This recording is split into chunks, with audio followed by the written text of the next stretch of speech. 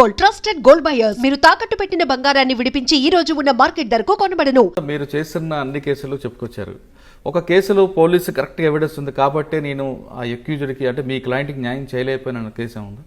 ఇదే ఇప్పుడు నేను చెప్పిన ఈ సదాశివపేట గ్యాంగ్ రేప్ కేసు లోపల కొంత మోరల్ కన్విక్షను, కొంత తల్లి కూతురు ఇద్దరిని రేప్ చేయడము, ఆ అమ్మాయి చిన్న అమ్మాయి 14 years 9th class student. So వీళ్ళేమో రాక్షసులాగా పడి దారుణమైనటువంటి సంఘటన. అమ్మ నాన్న కూతురు ముగ్గురే ఉన్నారు ఆ ఫామ్ హౌస్లో. దాంట్లో తల్లిని రేప్ చేసి, కూతురుని రేప్ చేసి, భర్తను కట్టేసి, కొట్టి తెల్లవారుజామున 4 దాకా వాళ్ళతో ఛాయ్ పెట్టించుకొని తాగి రాక్షసానందం పొంది పోయినారు. సో దాంట్లో పోలీసు వాళ్ళు కొంత తెలివిగా బిహేవ్ చేసినారు. ఆ 9th class అమ్మాయి అయినప్పటికీ కూడా she stood in front of the court. So that is the case where I felt something bad.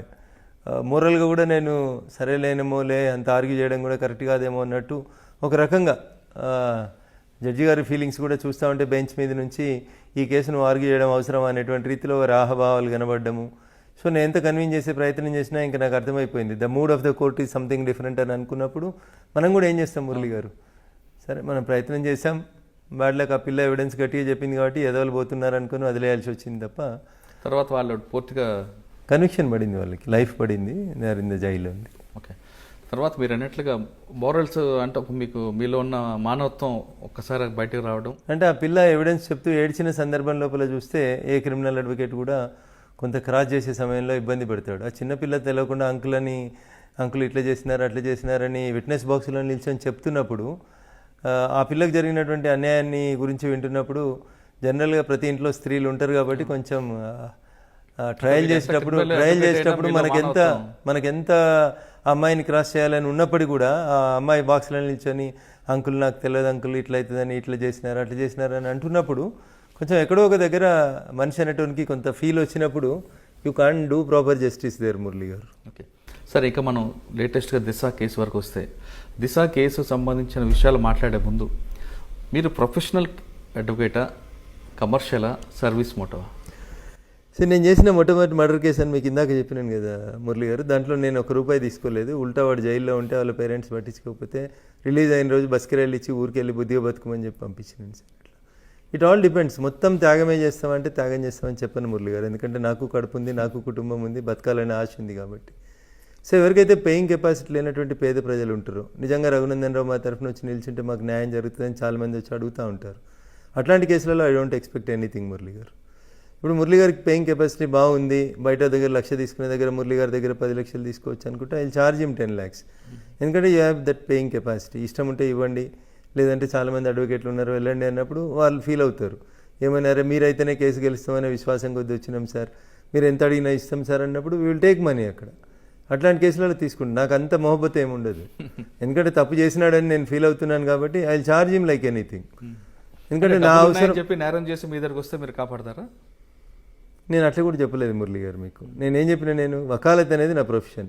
మేము ఓత్ తీసుకున్న రోజు మాకేం చెప్తారు, మీరు ఎవరి తరఫున వకాలత్ ఫైల్ చేస్తే అతను ఓన్లీ నేరం ఆరోపించబడినటువంటి వ్యక్తి అనే మీ ఆర్గ్యుమెంట్స్ ఉండాలి తప్ప అతను నేరం చేసి నువ్వు నమ్మితే నువ్వు కేసు ఆర్గ్యూ చేయలేవు అని చెప్తారు మురళి గారు. అందుకని మేము వకాలత్ ఫైల్ చేసేటప్పుడే నా క్లయింట్ నిర్దోషనే వకాలత్ ఫైల్ చేసి ఆర్గ్యూ చేస్తాం. నేను మనస్ఫూర్తిగా మీరు నేరం చేసిందని నమ్మినా అనుకోండి, నా మనసు నమ్మింది అనుకోండి, ఇందాకటి కేసులో చెప్పినట్టు ఆ అమ్మాయి వచ్చి విట్నెస్ బాక్స్లో అంకుల్ అనగానే గుండె కరిగిపోతే you can't argue your case properly. So అట్లా అన్ని కేసులని డబ్బుతో లింకప్ చేయలేము మురళి గారు. డబ్బు అవసరం ప్రాక్టీస్ చేసే అడ్వకేట్లకి. చేస్తున్న పరిణామక్రమంలో డబ్బు వస్తుంది, మాకు వద్దని రాదని చెప్పలేను మేము. కొందరు నిజంగా తెలిసి డబ్బు ఎక్కువ ఉండి క్రైమ్ చేసిన వాళ్ళు వస్తారు, మాకు కూడా తెలిసి వీడు క్రైమ్ చేసినట్టు ఉన్నాడని అనుమానం ఉంటుంది. But it is our profession కాబట్టి we will defend that gentlemen. అంటే మర్డర్ చేసి రేప్ చేసి ఎవరైనా మీ దగ్గరకు వచ్చారా? చాలామంది, చాలా కేసులు వచ్చారు. సరెండర్ చేయండి అన్న పోలీసు వాళ్ళు కొడతారు, కొంచెం దెబ్బలు దాక్కుండా చూడండి అని అట్లా. ఇప్పుడు మీరు చెప్పిన షామీర్పేట ఎన్కౌంటర్ దగ్గర నుంచి మొదలుకుంటే చాలా కేసులలో వాళ్ళకు కాన్ఫిడెన్స్ అన్నట్టు. రఘునందన్ రావు దగ్గర పోతే దెబ్బలు పడకుండా, ఎన్కౌంటర్ కాకుండా మనల్ని కాపాడుతాడు అనేటువంటి ఒక విశ్వాసం ఉంటుంది. కానీ అటువంటి విశ్వాసం వాళ్ళలో నమ్మకం పెరిగింది కొద్ది క్రైమ్ రేట్ పెరుగుతుందని కూడా వాదన ఉంది. సో ఆయన ఎవరు ఎంకరేజ్డ్ క్రైమ్ మురళి గారు? నా దగ్గరకు వచ్చినటువంటి క్లయింట్లను మీరు అందరినీ చూడండి, తర్వాత కేసు అయిపోయిన తర్వాత అయినా వాళ్ళని కొంచెం మార్చి సమాజానికి ఉపయోగపడే రీతిలోనే డైవర్ట్ చేస్తా ఉన్నాను తప్ప బాబు నీ దగ్గర 10 లక్షలు ఉన్నాయా, ఇంకో మర్డర్ చేసిరాపో నేను కాపాడుతాను ఎప్పుడు చెప్పను నేను ఎవరికి. సో నీకు భార్య ఉంది, ఒక కూతురు ఉంది, ఒక కొడుకున్నాడు, నీకు లైఫ్ పడ్డది అనుకో, ఇప్పుడు నీ ఏజ్ ఎంత, నీ కూతురు ఏజ్ ఎంత, ఇవన్నీ ఆలోచించుకో. సరే క్షణిక ఆవేశంలో చేసినావు. ఈ తప్పులోంచి నేను బయటికి తీసుకొస్తాను. But it should not be your profession అని నేను చెప్పేంత వరకు చెప్తాను మురళి గారు. సో మారే వాళ్ళు మారుతారు, మారని వాళ్ళు కత్తి పట్టినప్పుడు కత్తికే, తుపాకీ పట్టినప్పుడు తుపాకీ అన్నట్టు బలైపోతూనే ఉంటారు వాళ్ళు. వాళ్ళని మనం ఏం చేయాల్సిన అవసరం లేదు మురళి. అలాగే మీ క్లయింట్లు ఎవరైనా బలైపోయిన పోతూనే ఉంటారు చాలా మంది. ఇంకా ఎవరొక్కరు చెప్పండి. ఇంక పేర్లు వద్దులేండి మురళి గారు. నేను చెప్తున్నాను కదా, కత్తి పట్టినోడు కత్తికే పోతాడు. అదే ఇప్పుడు 307 ఉందనుకోండి మురళి గారు, నేను మిమ్మల్ని పొడిచాను, 4 గాయాలైనాయి, మీకు మీ అదృష్టం బాగుంది, మీరు బతికి వచ్చారు, రేపు మీకు నా మీద రివెంజ్ తీసుకోవాలని ఉంటుంది కదా. ఏదో ఒక రోజు సమయం కోసం ఎదురు చూస్తుంటారు కదా. నా బలహీన క్షణంలో నేను మీకు దొరికినప్పుడు మీరు చంపేసిపోతారు నన్ను. సో అట్లే జరుగుతూ ఉన్నాయి చాలా క్రిమినల్ కేసులలో. సంవత్సరాలు ఎవిడెన్సెస్ పెండింగ్ అవుతుంటే కోర్టుకు వస్తున్నప్పుడు అవకాశం కోసం ఎదురు చూస్తున్నారు, కొట్టేస్తున్నారు. సో దట్ ఈస్ మెర్సిలెస్ అనిపిస్తుంది, బట్ తప్పదు ఇంకా. ఓకే, ఇప్పుడు మనం లేటెస్ట్గా జరుగుతున్న కేసు గురించి చూస్తామంటే దిశ కేసులో అంత దారుణంగా ఆ 4 వ్యక్తులు అత్యాచారం చేసి హత్య చేయడం అన్నది మొత్తం ప్రపంచం అంతా తప్పు పట్టింది. ఫస్ట్ ఆ దిశ కేసు సంబంధించింది మీ ఒపీనియన్ చెప్పండి. So it is a failure on the part of the సిస్టంలో జరిగినటువంటి ఫెయిల్యూర్స్. టోల్గేట్ దగ్గర లైట్ లేకపోవడాలు, సీసీ కెమెరాలు లేకపోవడం, అమ్మాయి అంత చదువుకున్న అమ్మాయి అయినప్పటికీ కూడా టోల్గేట్ దగ్గరికి పోయి నిల్చుంటే తనని ఇంకొక వృత్తిలో ఉన్నటువంటి అమ్మాయిగా భావిస్తారేమో అని తను ఫీల్ కావడం. ఇట్లా దిశ సంఘటన లోపల సమాజం నేర్చుకోవాల్సిన విషయాలు, తల్లిదండ్రులు నేర్చుకోవాల్సిన విషయాల్ని చాలా దిశ సంఘటన నేర్పించింది. తల్లిదండ్రులు ఏ విధంగా నేర్చుకోవాలి? పిల్లలకి మనం చిన్నప్పటి నుంచి ఏదైనా జరిగితే పోలీసు వాళ్ళకి ఫోన్ చేయాలని నేర్పించడం, 100ని వాడుకోవడం ఎట్లా అనేది నేర్పించడం. చెల్లికి ఫోన్ చేసి అంత బాధపడ్డ అమ్మాయి ఇంకొంచెం యాక్టివ్గా మూవ్ అయ్యి ఉంటే తన ప్రాణాన్ని తనకు కాపాడుకునేగలేదు కదా మురళి గారు. కన్సర్న్ పోలీస్ స్టేషన్కో, 100కో, ఏదో ఒకరికి తనకు తెలిసిన పోలీస్ ఆఫీసర్కో. కానీ మన వ్యవస్థ ఎట్లా తయారైంది మురళి గారు అంటే, పోలీస్ స్టేషన్కి వెళ్ళడం అంటేనే అదేదో తప్పు చేసినట్టు, చెడ్డోళ్ళు మాత్రమే పోలీస్ స్టేషన్కి వెళ్తారు అని చిన్నప్పటి నుంచి పిల్లలకు నేర్పించడం అనేది కొద్దిగా బాధాకరమైనటువంటి విషయం.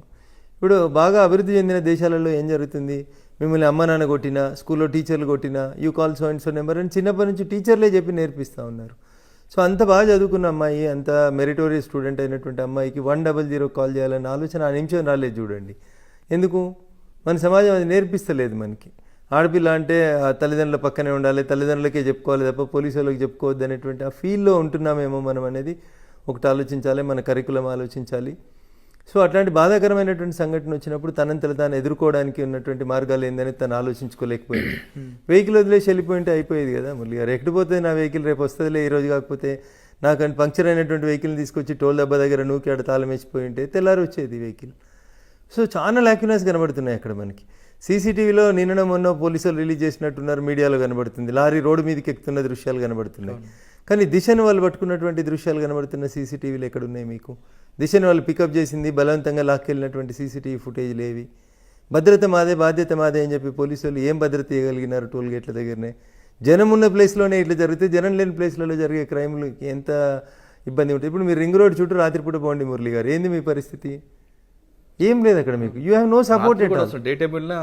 You have no support at all. Day time వెళ్తారనే ఎవరైనా ఒకరు చూసి అదే మురళి గారు అని గుర్తుపెట్టి ఆగుతారేమో, కానీ చీకట్లో మీ పరిస్థితి ఏంది? రాత్రిపూట రింగ్ రోడ్ మీద ఏదైనా జరిగింది, ఏంది మీ పరిస్థితి? ఎక్కడున్నాయి ఎమర్జెన్సీ ఫోన్స్? ఎక్కడున్నాయి ఎమర్జెన్సీ మొబైల్స్? ఎక్కడ వస్తూ ఉన్నాయి? టోల్ గేట్ల దగ్గర పనిచేసే వాళ్ళకి మన భాష రాదు, వాళ్ళకి మనం ఏం మాట్లాడుతున్నామో తెలియదు, ఎమర్జెన్సీ సర్వీసెస్ తెలియదు. ఏం తెలుసు చెప్పండి అక్కడ మీకు? ఏముంది రింగ్ రోడ్ మీద? మంచినీళ్ళు ఉన్నాయి, టాయిలెట్స్ ఉన్నాయి, ఫోన్లు ఉన్నాయి, హాస్పిటల్ ఫెసిలిటీ లేదు, ఫస్ట్ ఎయిడ్ లేదు, పెట్రోల్ బంక్ ఉండదు, అసలు పెట్రోల్ బంక్ ఉండదు, మంచినీళ్ళు ఉండవు. ఏముంది మీకు రింగ్ రోడ్ మీద చెప్పండి? ఏమన్నా ఉందా? ఇతర దేశాలలో ఉండే రోడ్ల మీద ఉండే ఫెసిలిటీస్ ఏంది, మన దగ్గర ఉండేటువంటి రింగ్ రోడ్లు ఏంది? టోల్ గేట్ల దగ్గర ఏమున్నారు? అక్కడొక పోలీసు వాళ్ళని పెడతారు, కొన్ని సీసీటీవీలు పెడతామంటారు. దానివల్ల ఏం జరుగుతుంది మురళి గారు? సరే, అమ్మాయి హత్య జరిగిందండి. జరిగిన తర్వాత పోలీసులు 4 అరెస్ట్ చేశారు ఇమీడియట్గా. కొద్ది గంటల వ్యవహారంలో వాళ్ళకున్న టెక్నాలజీ చూసి ఆ 4 పోలీస్కి కస్టడీకి ఇచ్చిన తర్వాత వాళ్ళ 4 ఎన్కౌంటర్ అయ్యారని పోలీస్ వర్షన్. తెల్లవారుజామున తీసుకురావడం, సీన్ రీకన్స్ట్రక్షన్ చేస్తున్నప్పుడు వాళ్ళు మా మీద దాడి చేశారు కాబట్టి మేము ఫైర్ ఓపెన్ చేసామంటారు. ఇదంతా వాస్తవం అంటారా మీకున్న లాజిక్ ప్రకారం? అంటే ఇందులో చాలా క్లియర్గా చెప్పండి. ఎన్కౌంటర్ చేయడం వల్ల ప్రపంచం అంతా కూడా హర్షిస్తుంది, తెలంగాణ పోలీసులు చేసిన మంచి పని అంటున్నారు. ఒక సీనియర్ క్రిమినల్ అడ్వకేట్గా మీరు రెండో కాయిన్ కూడా చెప్పండి. ఎన్కౌంటర్ని సపోర్ట్ చేస్తావా, వ్యతిరేకిస్తావా అంటే, ఒకవేళ అది నిజమైన ఎన్కౌంటర్ అయితే నేను సపోర్ట్ చేస్తాను దాన్ని. నిజంగా వాళ్ళు పారిపోయే ప్రయత్నం చేసినారు, వాళ్ళు వెపన్స్ లాక్కునే ప్రయత్నం చేసిన పరిణామ క్రమంలో there is no other way for the police అంటే they deserve it. Self defence అనేది మీరు జ్యుడిషియల్ కస్టడీలో ఉన్నా వస్తుంది, 2 ఉన్నా వస్తుంది, 1 ఉన్నా వస్తుంది. పోలీసు వాళ్ళు 10 మంది ఉన్నారు కాబట్టి వీళ్ళు తిరగబడతారు అంటే, వాడు పారిపోవాలన్న మూడ్లో ఉన్నాడు, తిరగబడితే తిరగబడి ఉంటాడు. చిన్నగా ఉన్నాడా, సన్నగా ఉన్నాడా, వెపన్ వాడిండా, వాడలేదా, this is all secondary issue. మీ మనసులో పారిపోవాలనే ఆలోచన ఉందనుకోండి మురళి గారు, ఆ నిమిషం మీరు ఎట్లా రియాక్ట్ అయినారనేది ఎవరికి తెలుస్తుంది? సో ఎన్కౌంటర్ అది ఆ సందర్భంలో ఆ నిమిషంలో జరిగినటువంటి యాక్షన్కి రియాక్షన్గానే చూడాలి తప్ప ఇంకొకటి చూడొద్దు మురళి గారు. సో ఫేక్ ఎన్కౌంటర్ అనేటువంటి అనుమానాలు ఎందుకు వస్తున్నాయి షాద్నగర్ ఎన్కౌంటర్ లేదా చటాన్పల్లి ఎన్కౌంటర్ మీద అనేది మనం ఒక గమనంలోకి తీసుకుంటే, ఫస్ట్ 3 రోజులు ఎవరు కూడా ఏం మాట్లాడలేదు మురళి గారు. ఎప్పుడైతే ఈ రాష్ట్ర ప్రభుత్వంలో ఈ క్యాబినెట్లో సీనియర్ మంత్రులుగా ఉన్నటువంటి కొంతమంది మంత్రులు చూసినావా మా ముఖ్యమంత్రి గారు ఒక మెసేజ్ పంపించాలనుకున్నారు సమాజానికి, పంపించినారు అని అన్న మరుక్షణం ఏమనిపిస్తుంది మురళి గారు మీకు? ఓహో గవర్నమెంటే ముందు ప్లాన్ చేసుకొని తెచ్చి చంపేపించిందా అని మొదటి అనుమానం వస్తుంది. ఒక మంత్రి మాట్లాడితే సరే తలసాని శ్రీనివాస్ యాదవ్ గారు అంటే ఏదో తెలియకుండా మాట్లాడాడేమో, చట్టాలు తెలియమో అని అనుకుందాం. కొద్దిసేపటి తర్వాత మళ్ళీ పువ్వాడ అజయ్ గారు చూసినరా మా ముఖ్యమంత్రి గారు వదిలిన రామబాణం ఎట్లుంది అని అంటే, so what is the message you are sending? ఒకరు, ఇద్దరు, ముగ్గురు మంత్రులు మాట్లాడినారు వరుస పెట్టి. అంటే వాళ్ళ కార్యకర్తను ఉత్సాహపరచడానికి లేదా మహిళా వాళ్ళ పట్ల వాళ్ళకి ఒక సానుభూతి తీసుకురావడానికి ఆ మాట ఉండొచ్చు కదా. ఇదే ఆ సందర్భం మురళి గారు. మీరు ఏ స్థానంలో ఉన్నారు? బాధ్యత గల ఒక మంత్రి స్థానంలో ఉన్నారు. Cabinet decision is collective decision. ముఖ్యమంత్రి మీరు అందరూ కూర్చొని నిర్ణయాలు తీసుకుంటారు. మరి ఇప్పుడు ముఖ్యమంత్రి గారిని మిమ్మల్ని ఎన్హెచ్ఆర్సీఓ లేకపోతే రేపు సుప్రీంకోర్టు ప్రశ్నించాల్సి వస్తే ఇదే చెప్తారా? కార్యకర్తలను ఉత్సాహపరిస్తేందుకు మేము చంపేసినామని చెప్పమని చెప్తే కోర్టు ఒప్పుకుంటుందా మురళి గారు? సో బాధ్యతాయుత స్థానాల్లో ఉన్న వాళ్ళు, రాజ్యాంగం మీద ప్రమాణం చేసినటువంటి పెద్దలు, మీరు మాట్లాడేటువంటి మాటలు బాధ్యతాయుతంగా ఉంటే బాగుంటాయి తప్ప ఇట్లాంటి మాటలు మాట్లాడి మేమేదో మా కార్యకర్తలకి జోష్ నింపడానికి చేసినామనంటే ఇప్పుడు కార్యకర్తలు అడుగుతున్నారు, మరి రేపు చేసిన అందరినీ కాల్ చేయమని అడుగుతున్నారు. You have that power. అందరినీ కాల్ చేస్తారా? లేదు కదా. ఇక్కడ అగ్రకులం అమ్మాయి కాబట్టి కాల్ చేసినారు, మరి అక్కడ టేకు లక్ష్మికి అన్యాయం జరిగింది, టేకు లక్ష్మి విషయంలో కూడా కాల్ చేయండి అని అడుగుతుంది సమాజం. మరి కాల్ చేస్తారా? అప్పుడు ఏం సమాధానం చెప్పాలి? కార్యకర్తలకు ఏం చెప్పాలి? పోలీసు వాళ్ళకి ఏం చెప్పాలి? రేపు సుప్రీంకోర్టు ఈరోజు ఆర్డర్ ఇచ్చింది మురళి గారు, ఏంది ఎవరు కాన్సిక్వెన్సెస్ ఫేస్ చేయాలి? మాట్లాడిన మంత్రులకి నోటీసులు వచ్చినాయి అనుకోండి, ఏం చెప్తారు వీళ్ళు? అవును మేము క్యాబినెట్ కలెక్టివ్ డిసిషన్ మేమే ఎన్కౌంటర్ చేయమని చెప్పి పోలీసులకు చెప్పినామని చెప్పమనండి మురళి గారు. ఒక మంత్రిని ముందుకొచ్చి జరిగే ఫలితం ఏముంటుంది, పర్యవసానం ఏముంటుంది తెలుస్తుంది. సంబంధిత మంత్రి జైల్లో ఉండాల్సి వస్తుంది. క్యాబినెట్ నిర్ణయం అంటే ఒక మాట అంటే చాలా, ఇంకా తప్పదు కదా. అప్పుడు ముఖ్యమంత్రి గారు జైలుకి పోవాల్సి వస్తుంది, మంత్రులు జైలుకి పోవాల్సి వస్తుంది. ఎట్లా చెప్పగలుగుతారు? కొందరిని తీసుకొచ్చి మీరు హత్య చేయండి అని చెప్పే అధికారం క్యాబినెట్కి ఉంటుంది. క్యాబినెట్కి ఎట్లుంటుంది చెప్పండి? అది మీరు అన్నట్లుగా ఎక్స్చేంజ్ ఆఫ్ ఫైర్ అవ్వచ్చు. అక్కడ జరుగుతున్నప్పుడు మీరు నేను ఇద్దరం కూర్చొని మాట్లాడుతున్నాం మురళి గారు. ఇప్పుడు యాక్షన్ ఏదైనా జరిగితే రియాక్షన్ జరిగిందంటే ఒక మీనింగ్ ఉంటుంది. యాక్షన్ లేకుండా రియాక్షన్ చూపెడితే ఎట్లా జనం జస్టిఫై చేస్తారు? కాన్స్పరెన్సీ కనిపిస్తుంది. ఇప్పుడు మంత్రులు మాట్లాడిన తర్వాత ఆ చటాన్పల్లి ఎన్కౌంటర్ ఫేక్ ఎన్కౌంటర్ అనేటువంటి అభిప్రాయం ప్రజలలో బలంగా పోతుంది. దానికి తోడు ఇవాళ సుప్రీంకోర్టు ఒక సిబిఐ విచారణో, ఒక రిటైర్డ్ జడ్జి తోటి విచారణో అనేసరికి ప్రజలు ఏమనుకుంటున్నారు? ఓహో ఇది నిజంగా అబద్ధంగా జరిగిందా? ఇప్పుడు రెండో కోణం వచ్చింది మురళి గారు జనం ముందుకి. ఏమని? వాళ్ళు పేదోళ్ళు కాబట్టి, వాళ్ళ తరఫున మాట్లాడేటోడు ఎవరు లేడు కాబట్టి, ఆ చనిపోయిన అమ్మాయి అగ్రకులం అమ్మాయి కాబట్టి అందరు కలిసి చేపించారు. అదే అక్కడ టేకు లక్ష్మికి జరిగింది అన్యాయం. టేకు లక్ష్మి విషయంలో ముద్దాయిలందరూ ఒక వర్గానికి సంబంధించిన వాళ్ళు కాబట్టి భయపడుతుంది. మళ్ళీ ఏ వయసులో ఆత్మలు అడ్డం వస్తాయో అని చెప్పి చంద్రశేఖరరావు గారు భయపడుతున్నారు. ఇట్లాంటిదంతా సోషల్ మీడియాలో చర్చ జరుగుతూ ఉంది. స్కోప్ ఎవరు ఇచ్చినారు? గౌరవ మంత్రి వర్యులే ఇచ్చినారు. వాళ్ళ మాటలు మాట్లాడి ఉండకపోతే దిశ ఎన్కౌంటర్ గురించి ఇంత ఇష్యూ ఉండేది కాదు మురళి గారు. దిశకు జరిగింది అన్యాయం, దిశ పట్ల వాళ్ళు ప్రవర్తించింది అజ్ఞానులుగా, మూర్ఖులుగా ప్రవర్తించారు. ప్రజలు అందుకనే వాళ్ళకి మంచి శిక్ష పడ్డది అనుకున్నారు. కానీ ఆ మాట మంత్రుల నోటి నుంచి వచ్చినప్పటికీ జనం ఏమనుకుంటున్నారు? అట్లెట్లా చేస్తారు? గరీబోళ్ళు అయితే చేస్తారా? డబ్బున్నోళ్ళు అయితే చేస్తావా నువ్వు? మరి ప్రత్యూష హత్య కేసులు ఏమైంది? ఆయేషా మీరా హత్య కేసులు ఏమైంది? డబ్బున్నోళ్ళ హత్య కేసులలో ఏం జరుగుతున్నాయి చెప్పుండ్రు అనేటువంటి గొంతు అనగదొక్కబడినటువంటి వర్గాల నుంచి వినబడుతుంది. దానికి అవకాశం మనం ఇచ్చినట్లే, మనమే మంత్రులు ఇచ్చినట్టు, మనం కాదు, పాలకులు ఇచ్చినారు. కాబట్టి they have to face the music. ఇప్పుడు ఆల్రెడీ సుప్రీంకోర్టు కూడా ఒక కమిటీని వేసింది, 6 నెలలు రిపోర్ట్ ఇవ్వమని చెప్పింది. ఇది ఏ విధంగా ఉండిపోతుందండి? గతంలో జరిగినటువంటి అనేక సంఘటనలని, అనేక ఎన్కౌంటర్లకు సంబంధించి సుప్రీంకోర్టు ఆధ్వర్యంలో జరిగిన విచారణల్ని చూస్తే మీకు గుర్తుండే ఉంటుంది. చివరికి మా జాతీయ అధ్యక్షుడిగా పనిచేస్తుండు ప్రస్తుత హోంమంత్రిగా ఉన్నటువంటి అమిత్ షా గారు కూడా ఒక ఎన్కౌంటర్కి సంబంధించి ఎంత ఇబ్బంది పడినటువంటి పరిస్థితులు మీరు గమనంలోకి తీసుకున్నారు.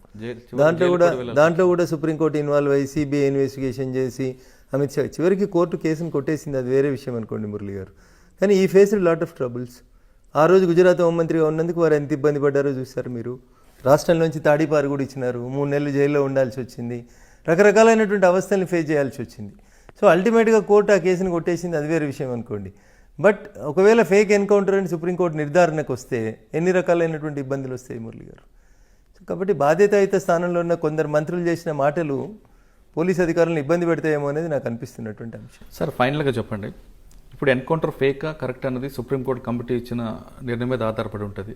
ఆ విషయం పక్కన పెడితే పోలీసులు సాధారణంగా ఎన్కౌంటర్ చేయాలి, ఎక్స్చేంజ్ ఆఫ్ ఫైర్లు చంపాలని అంత రిస్క్ తీసుకుంటారా? అంత రిస్క్ తీసుకునే పోలీస్ అధికారులు ఇప్పుడు ఎవరు లేరు మురళి గారు. ఎప్పుడో 10 సంవత్సరాల